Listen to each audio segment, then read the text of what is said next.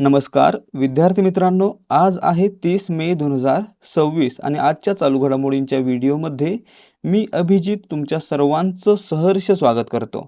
विद्यार्थी मित्रांनो, व्हिडिओमधील प्रश्न आहेत ते आपल्याला पोलीस भरती, तलाठी भरती, वनरक्षक भरती, त्यासोबतच दारूबंदी आणि इतर सर्व सरळ सेवा भरती परीक्षांसाठी अत्यंत उपयुक्त राहतील आणि त्यामुळेच जर तुम्ही यापैकी कोणत्याही परीक्षेसाठी तयारी करताय तर त्याच भरतीच्या पॅटर्नवर आधारित हे प्रश्न सोडवायला विसरू नका आणि यासारखे व्हिडिओ पाहण्यासाठी आपल्या चॅनलला सबस्क्राइब देखील करा।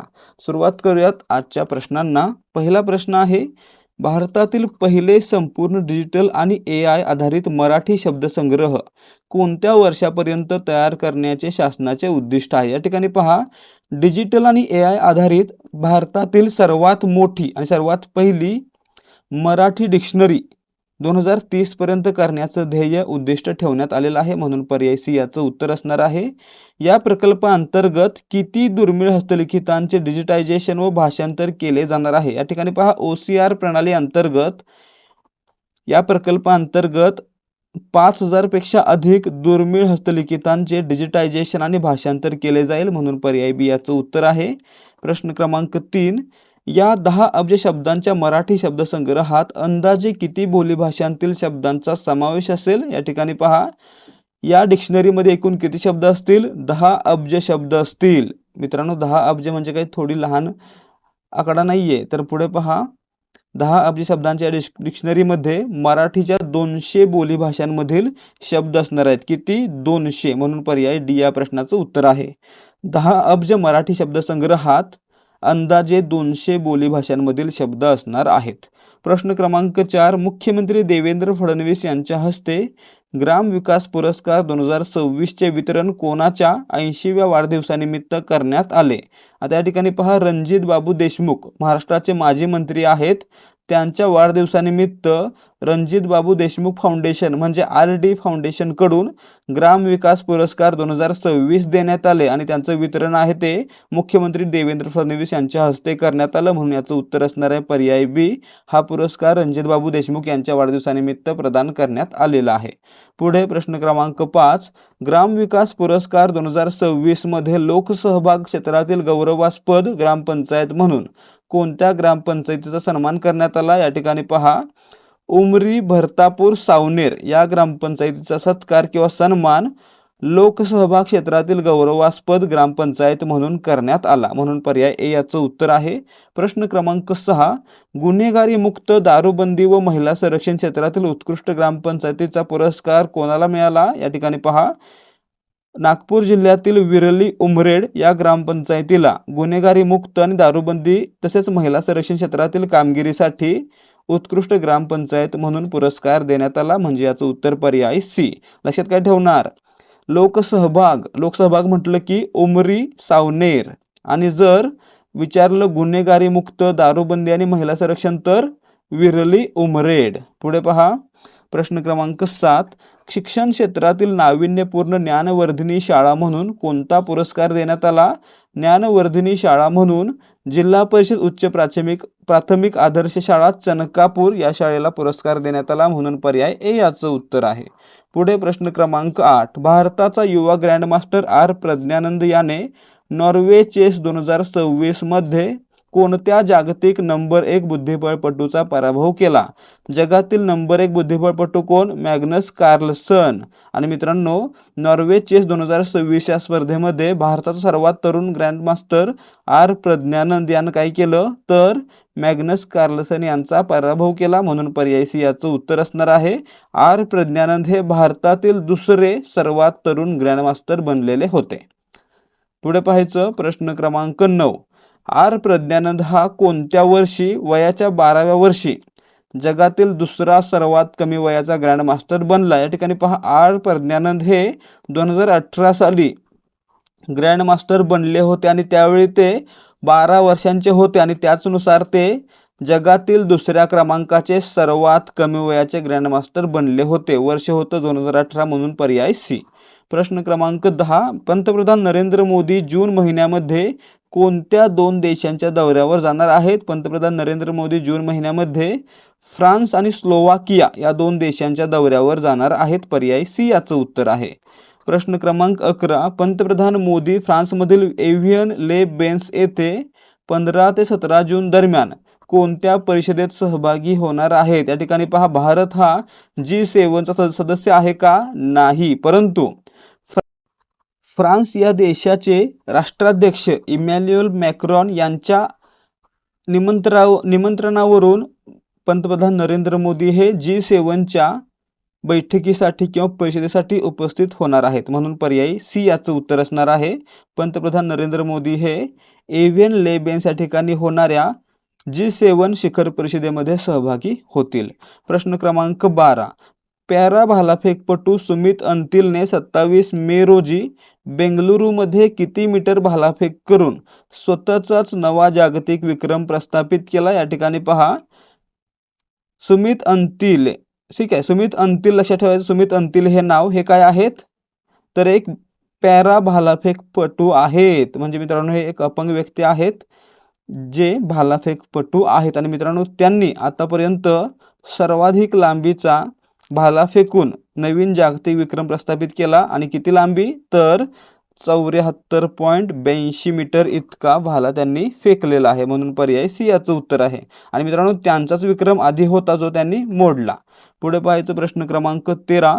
सुमित अंतिलने यापूर्वी 2023च्या हांगझोऊ आशियाई पॅरा गेम्समध्ये किती मीटरचा जागतिक विक्रम केला होता? आधीचा विक्रम देखील यांच्याच नावावर होता, तो 73.29 मीटर इतका होता. म्हणजे पर्याय डी याचं उत्तर आहे. आणि मित्रांनो त्यांनी नुकताच हा मोडला आणि 74.82 मीटर भाला टाकून नवीन विक्रम प्रस्थापित केलेला आहे.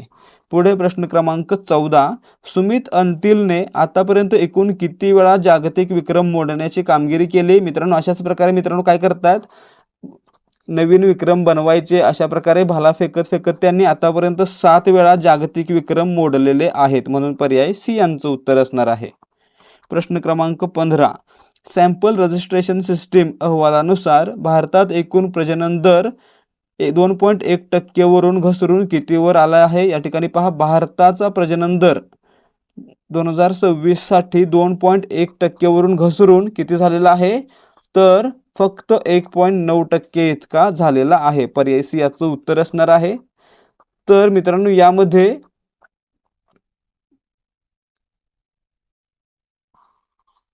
पुढचा प्रश्न पाहूयात. भारतातील एकूण प्रजनन दरामध्ये सर्वाधिक 2.9% दर कोणत्या राज्याचा आहे? सर्वाधिक विचारले, भारताचं किती आहे? 1.9%. आणि सर्वाधिक असणारं राज्य कोणतं आहे? तर ते बिहार आहे, ज्यांचा प्रजनन दर किती आहे? 2.9%. म्हणून पर्याय सी याचं उत्तर आहे. तर सर्वात कमी नवी दिल्लीचा आहे, तो किती आहे? तर तो फक्त 1.2% आहे. लक्षात ठेवायचं, भारतामध्ये सर्वाधिक बिहारचा 2.9% आणि सर्वात कमी दिल्लीचा 1.2%. ठीक आहे. प्रश्न क्रमांक 17. अलीकडील आकडेवारीनुसार देशातील प्रादेशिक पक्ष्यांचे एकत्रित उत्पन्न किती कोटी रुपये आहे? मित्रांनो देशातील प्रादेशिक पक्ष्यांचं एकत्रित आणि दाखवलं गेलेलं उत्पादन आहे ते उत्पन्न आहे ते 1992.94 कोटी इतकं आहे. म्हणजे पर्याय बी याचं उत्तर असणार आहे. प्रश्न क्रमांक 18. सर्वात श्रीमंत प्रादेशिक पक्ष म्हणून कोणत्या पक्षाचे नाव पुढे आले आहे ज्याचे उत्पन्न 224.31 कोटी आहे? या ठिकाणी पहा, तेलुगू देसम या प्रादेशिक पक्षाचं उत्पन्न आहे ते 224.31 कोटी आहे आणि जे राज्यातील इतर पक्षांच्या तुलनेत सर्वाधिक आहे. म्हणून पर्याय सी याचं उत्तर असणार आहे. ठीक आहे. भारतातील सर्वात श्रीमंत पक्ष कोणता? तर तेलुगू देशम. उत्पन्न किती आहे? 224.31 कोटी. आणि भारतातील सर्व प्रादेशिक पक्षांचं मिळून किती होतं?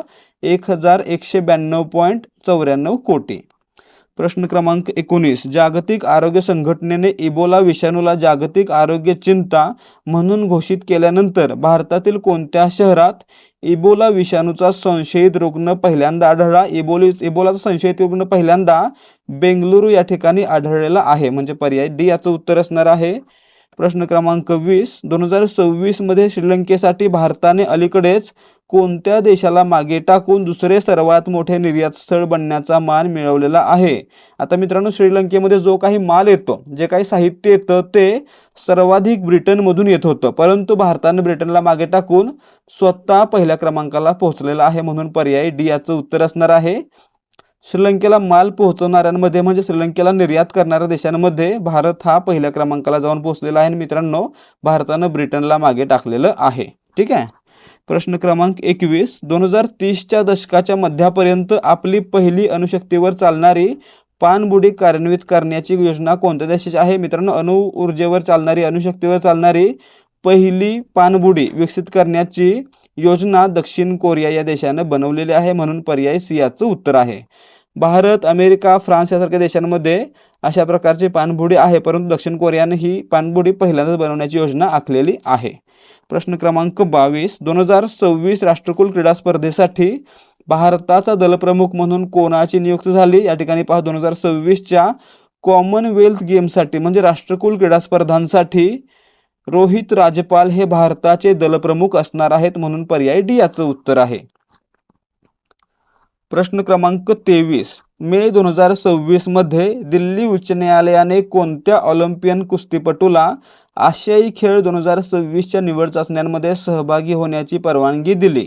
आता मित्रांनो, बंदी घालण्यात आली होती विनेश फोगाट यांच्यावर, आणि आता आशियाई खेळ 2026 मध्ये निवड चाचणीमध्ये सहभागी होण्याची परवानगी दिल्ली उच्च न्यायालयाने यांना दिलेली आहे, म्हणून पर्याय सी याचं उत्तर असणार आहे, विनेश फोगाट.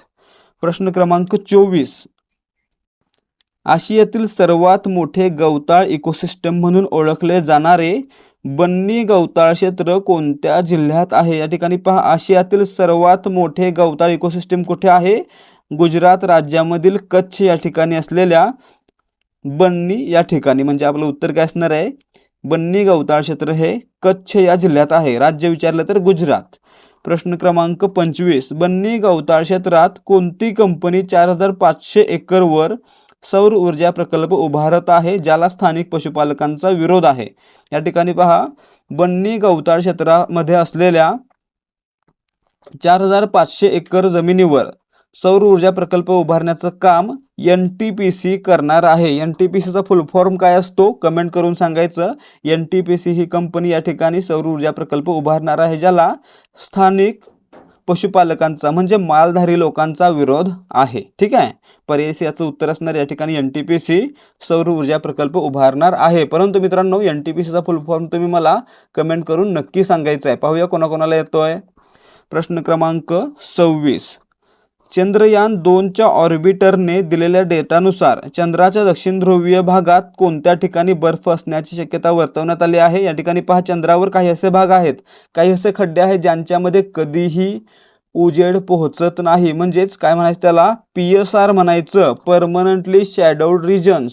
या ठिकाणी नेहमीच अंधार असतो, अशी ठिकाणं ज्या ठिकाणी -250 डिग्री सेल्सिअस इतकं तापमान असतं. आणि मित्रांनो, या ठिकाणी बर्फ असण्याची शक्यता चंद्रयान 2च्या ऑर्बिटरनं दिलेल्या डेटानुसार वर्तवण्यात आलेली आहे, म्हणून पर्याय बी याचं उत्तर असणार आहे PSR म्हणजे परमनंटली शॅडोड रिजन्स.